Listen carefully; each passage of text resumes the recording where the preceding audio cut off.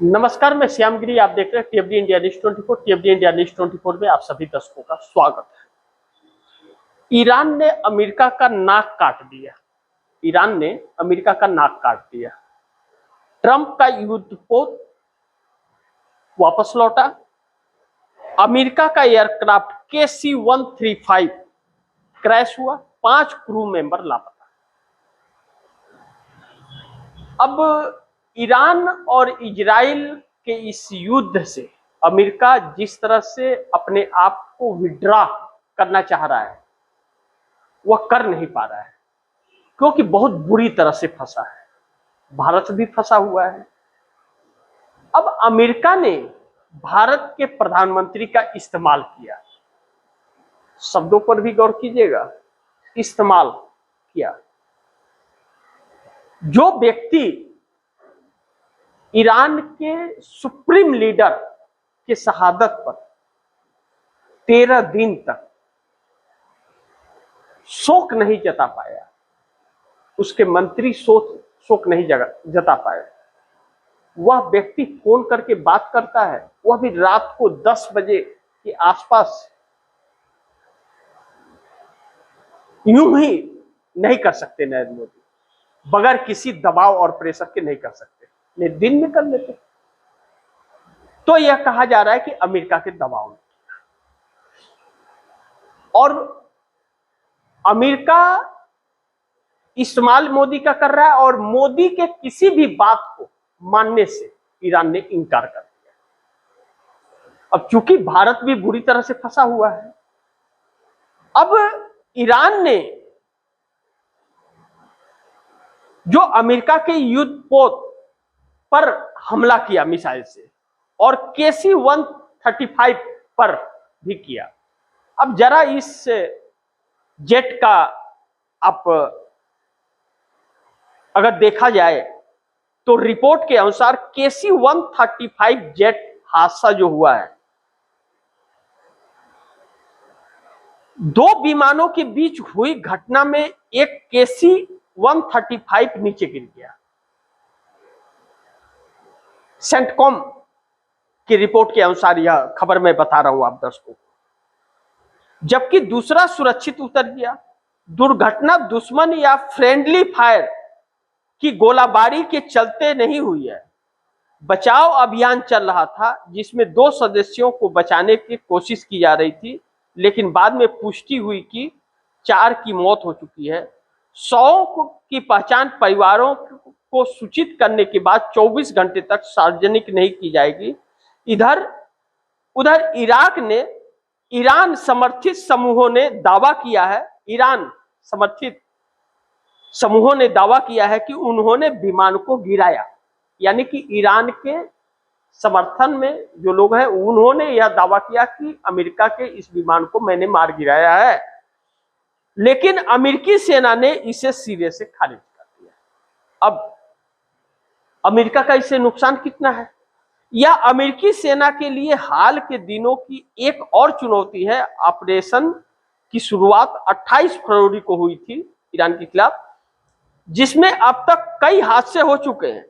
1 मार्च को 3 F-15E fighter jet को friendly fire में नुकसान हुआ था, लेकिन सभी पायलट सुरक्षित बच गए थे।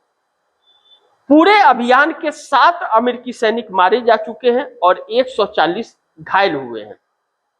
आज फिर इन सभी चीजों को लेकर के ईरान ने या के समर्थकों ने साफ यह दावा कर दिया कि यह हमने मार गिराया है, और ईरान के युद्धपोत के ऊपर मिसाइल छोड़ दिया ईरान ने अमेरिका के युद्धपोत पर।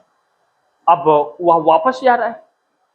युद्धपोत जो अमेरिका का है वह इतना भयावह है कि तकरीबन उसमें 5000 लोग उस पर एकत्रित हो जाए। कितनी बड़ी होगी आप दर्शक समझ सकते हैं। समुद्र के अंदर यह सबसे शक्तिशाली है जो वापस हो गया, उस पर मिसाइल गिरी है। अब दूसरी चीज, हमारा भारतवर्ष इस बीच बहुत बुरी तरह से फंस गया है और देश में आपदा की स्थिति आ गई है। बिहार से जो चौंकाने वाली खबर आई, बिहार की खबर यह बता रही है कि 5,000 रुपए में गैस ब्लैक में बिक रहे हैं और दबंगई जम के चल रही है। लंबी लंबी कतारें भी, मारपीट, छीना झपटी सब चल रहा है। लेकिन यह चीजें सिर्फ बिहार में नहीं, पूरे देश में चल रहा है और एक त्राहिमाम सी परिस्थिति बनी हुई है इसको लेकर के। लंबी लंबी कतारों के बीच लोग खुद मारपीट पर उतारू हो जा रहे हैं लाइन लगाने के लिए। सुबह 5 बजे से लेकर के रात तक लाइन ही लगाए रहते हैं, लेकिन सिलेंडर नहीं मिल रहा है। और अब ईरान का जो रुख है, ईरान ने यह साफ कर दिया कि भैया हम पेट्रोल भी नहीं जाने देंगे, गैस की तो बात छोड़िए। यानी कि पूरी तरह से ईरान ने कब्जा करके रखा है समुद्री इलाका पर और भारत के लिए रास्ता खोलने से इनकार कर दिया। यानी कि नरेंद्र मोदी का यह प्रयास असफल हो गया। अब ऐसे में विपक्ष पूरी तरह से हमलावर है और एनडीए गठबंधन के अंदर घटक दलों में असमंजस्य परिस्थिति और दुविधा उत्पन्न होती जा रही है, क्योंकि जनता अब बेकाबू हो रही है। जनता बेकाबू हो रही है तो लोगों के अंदर एक भयावह सी परिस्थिति उन नेताओं के अंदर भी पड़ रही है जो मोदी सरकार को समर्थन दे रही है। अब सवाल यह है कि ठीक है, गैस नहीं मिल रहा है तो लकड़ी चूल्हे पर, कोयले पर लोग खाना बनाएंगे, लेकिन मिलना तो वह भी चाहिए।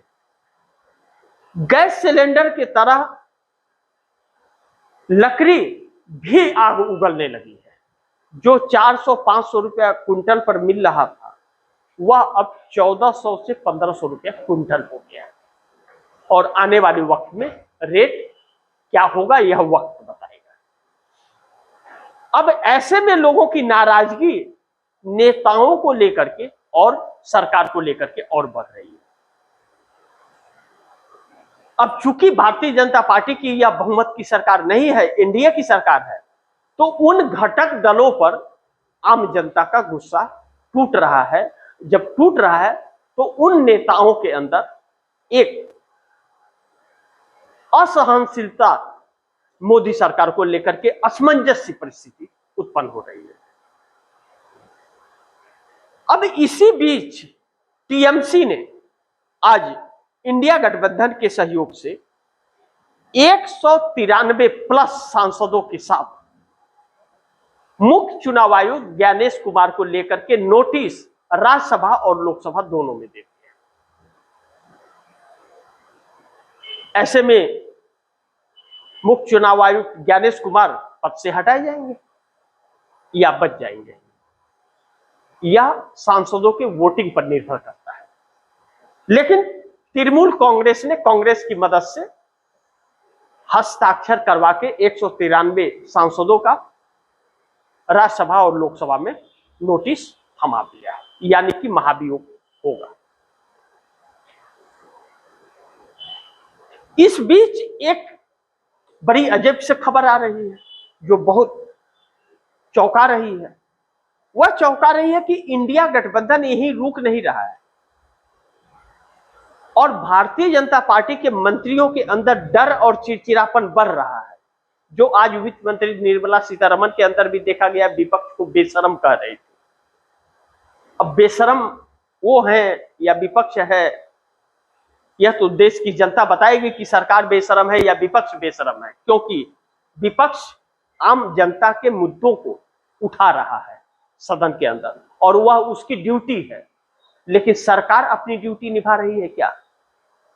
इसी चीजों को लेकर के, इन्हीं चीजों को लेकर कि एक तरफ जनता परेशान है, एक तरफ चुनाव आयोग जनता को त्राहिमाम करा रहा है, करोड़ों लोगों के नाम, लाखों लोगों के नाम काट रहा है। आज तक तो करोड़ों लोगों के नाम नहीं कट रहे थे, हर साल नाम जुड़ रहे थे, अब कट क्यों रहे? तो क्या जो करोड़ों लोगों के नाम कट रहे हैं, चुनाव आयोग काट रहा है एसआईआर के तहत, वह करोड़ों लोग किसी और देश के हैं? अगर हैं तो नरेंद्र मोदी सरकार निकम्मी है, तब तो कि इतने विदेशी हमारे देश में कैसे डूब गए,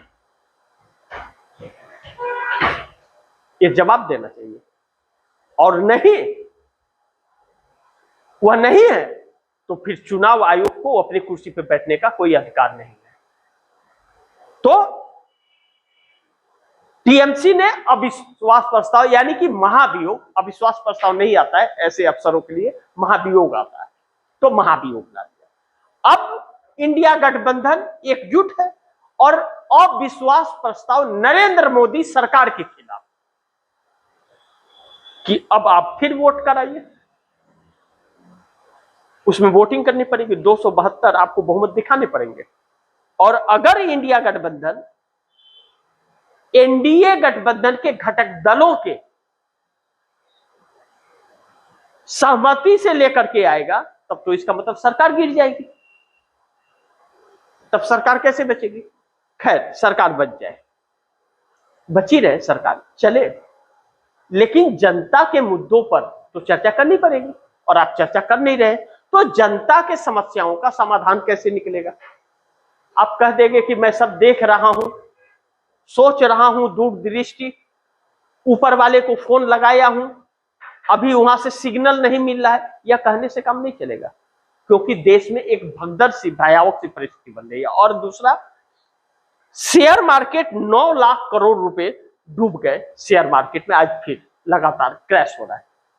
और रुपया डॉलर के मुकाबले 92 रुपया 72 पैसा चला गया। तो फिर सरकार के लिए तो शुभ संकेत नहीं है।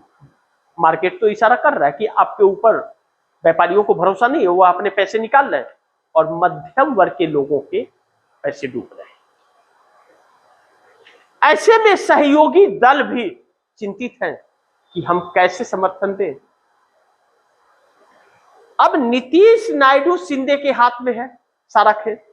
ऐसे में नीतीश कुमार ने आज बिहार के अंदर एक अलग खेल कर दिया। ऐसे तो नीतीश कुमार के ऊपर किसी को भरोसा नहीं होता है, लेकिन नीतीश कुमार ने अपने बेटे के लिए भाजपा के साथ खेल कर दिया कि सीएम तो मेरा बेटा ही होगा। अब भारतीय जनता पार्टी के लिए अलग दिक्कत।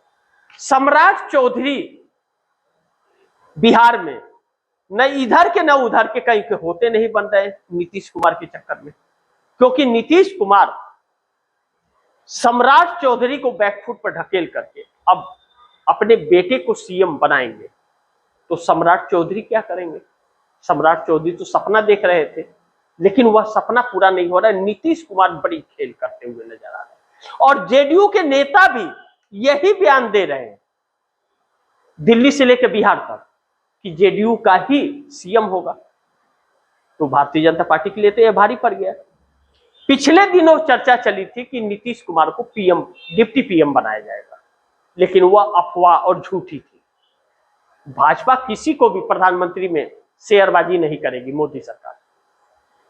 और नीतीश कुमार कह रहे हैं तो हम आपको पीएम भी नहीं रहने देंगे। अब यहां बिहार में निशांत कुमार, नीतीश कुमार के बेटे को सीएम बनाना पड़ेगा और वहां हमें डिप्टी पीएम बनाना पड़ेगा।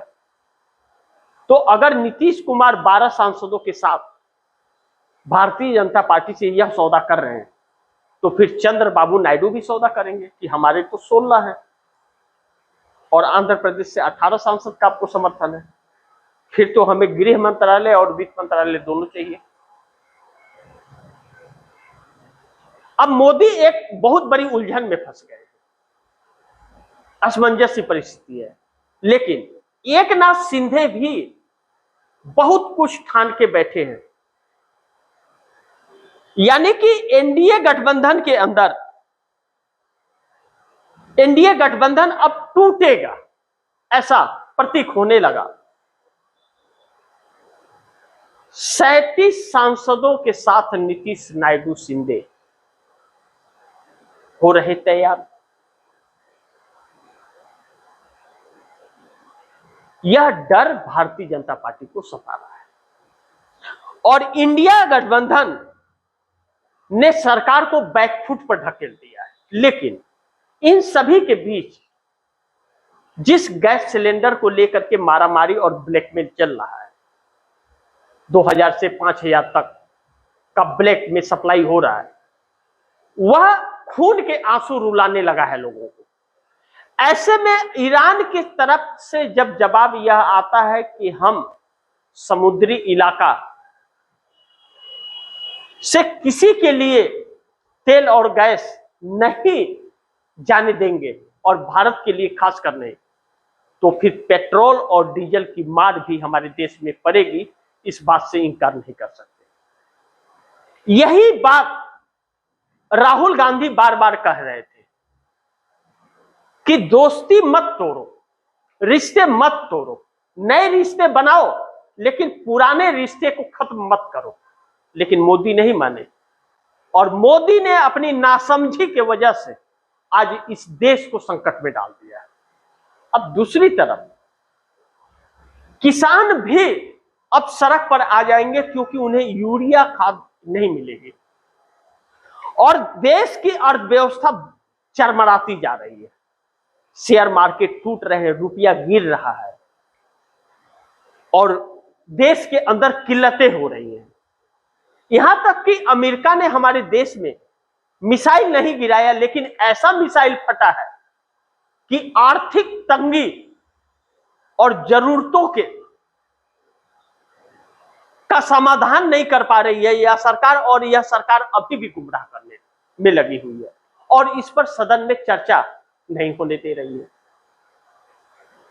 गैस सिलेंडर के लिए लाइनों की तादाद लगातार बढ़ती जा रही है। कांग्रेस अलग अलग प्रदर्शन कर रही है, विपक्ष अलग अलग प्रदर्शन गैस सिलेंडर को लेकर के कर रहा है। Rahul Gandhi leader of opposition के रूप में इस सरकार को चिता रहे हैं कि अभी आने वाले वक्त में और दिक्कतें आएगी, आप समाधान निकालो। Petrol, gas, CNG, LPG, urea, लोगों को खाने पीने की सामाने, हर समस्या अब आने वाली है।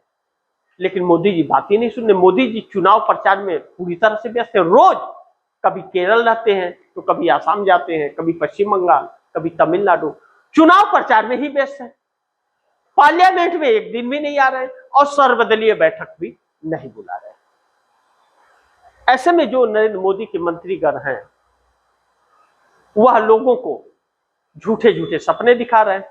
सिर्फ विपक्ष को कोसने के अलावा उनके पास कोई जवाब ही नहीं है। और स्पीकर महोदय कहते हैं बड़े मियां छोटे मियां सुभान अल्लाह। स्पीकरों ने या उपराष्ट्रपति ने तो कसम खा ली है कि विपक्ष को बोलने नहीं देंगे, हम मोदी की गुलामी करके ही रहेंगे, देश बर्बाद हो जाए। जब भारतीय जनता पार्टी के नेता बोलते हैं तो उन्हें हंसी आती है और जब विपक्ष बोलना शुरू करता है तो गुस्से से तलमला जाते हैं। ऐसे में देश के साथ धोखा सरकार कर रही है और समस्या का समाधान नहीं निकाल रही है, जिससे आम जनता का गुस्सा फूट रहा है। और जब गुस्सा फूट रहा है तो सहयोगी दलों का विचार बदल रहा है, जो मोदी सरकार के लिए बहुत भारी पड़ेगा। अब यह बजट सेशन जो 9 मार्च से चालू हुआ और 13 अप्रैल तक चलेगा, और इसी बीच युद्ध संग्राम चल रहा है। ईरान युद्ध समाप्त करना नहीं चाहता, इजराइल और अमेरिका भागना चाह रहे और ईरान भागने नहीं दे रहा है। रोज हमले और भी आक्रामक और घातक हमले करने लगा है। ऐसे में मिडिल ईस्ट का ही नहीं पूरी दुनिया की अर्थव्यवस्था चरमराने लगी है। और ऐसे में भारत जो न कहीं का नहीं है, न घर का न घाट का, कहीं का नहीं है, कर्जखोर के ढेर पर बैठा हुआ है और सरकार के पास कोई व्यवस्था नहीं है, क्योंकि उसने व्यवस्था बनाया ही नहीं, उसकी सोच ही नहीं थी। राम भरोसे देश को छोड़ा था, 12 साल से लूट रही थी, वह बुरी तरह से फंस गई है। अब देखना यह महत्वपूर्ण होगा कि झूठी शान में जो मोदी जी रहे हैं, लगता तो नहीं है कि कहीं के रहेंगे। मोदी कहीं के नहीं रहे अब, क्योंकि कोई भी ढोल की तरह बजा करके चला जा रहा है। ट्रंप भी बजा रहा है, इजराइल भी बजा रहा है, और ट्रंप के लोग आ रहे हैं, वह भी बजा बजा के चले जा रहे हैं। ढोल हो गए हैं मोदी जी, ऐसा प्रतीक हो रहा है, और किसी का जवाब नहीं दे रहे।